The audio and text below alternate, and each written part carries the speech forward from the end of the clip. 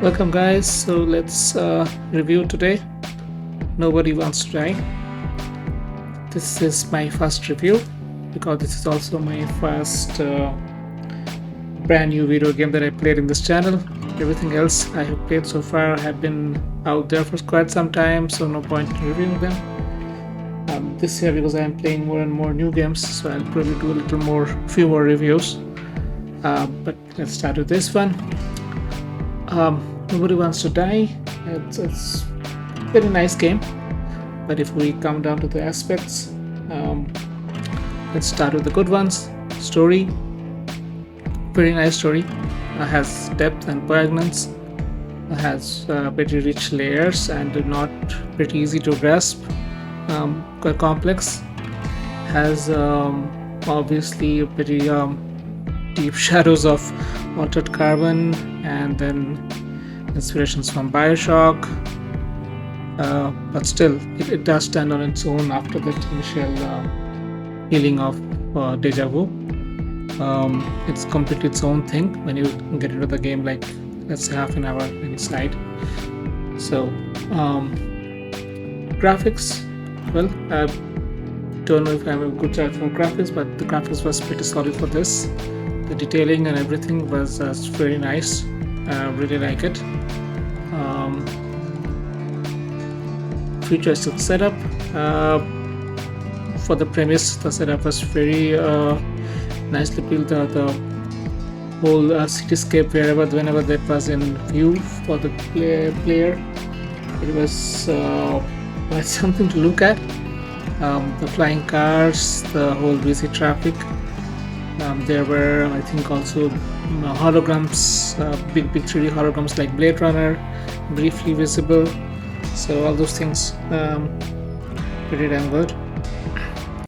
Ambience, we were so fully immersed into that kind of a suspense noir thriller ambience.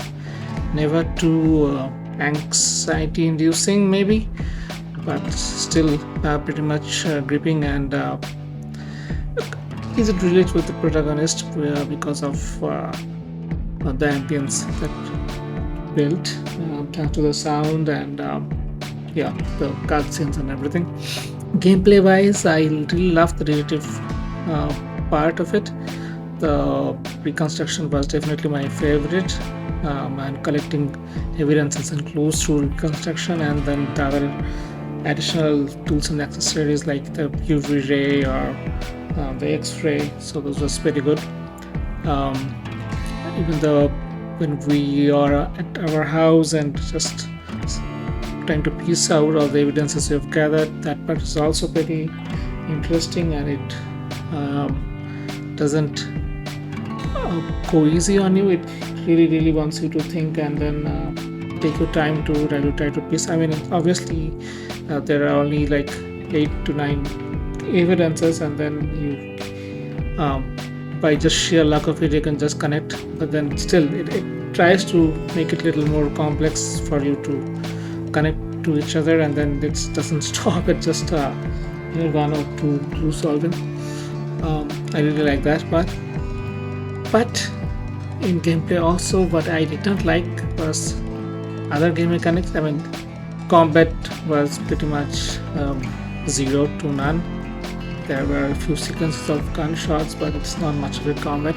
It's more of a quick time event, and even that, it's not what to expect from a noir game. So this reminds me of a similar game called Murdered Soul Suspect. I think even that had some more combat elements than this.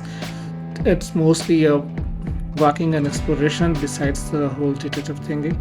So, and that's my complaint. The length, another complaint. It's a very short game.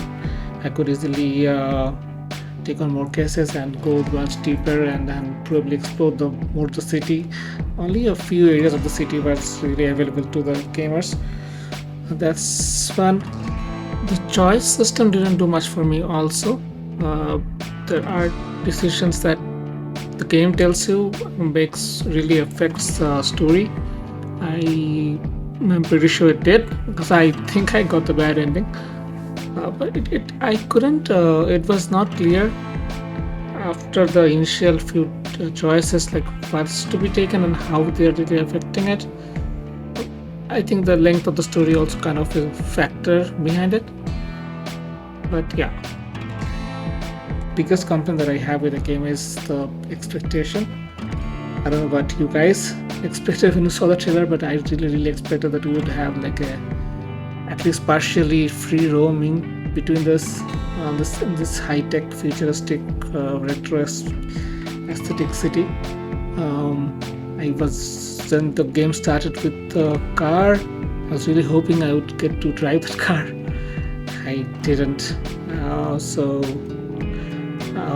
yeah, the exploring was not what they had planned. But then when you show us visuals like this, when you show us cars flying over, hovering across around you, and then you are inside a car also, it seems like a missed opportunity to me. So that's my bit.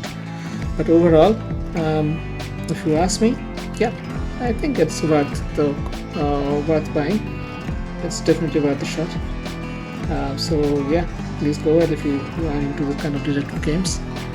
And I'm really hoping they would make a DLC sometime soon.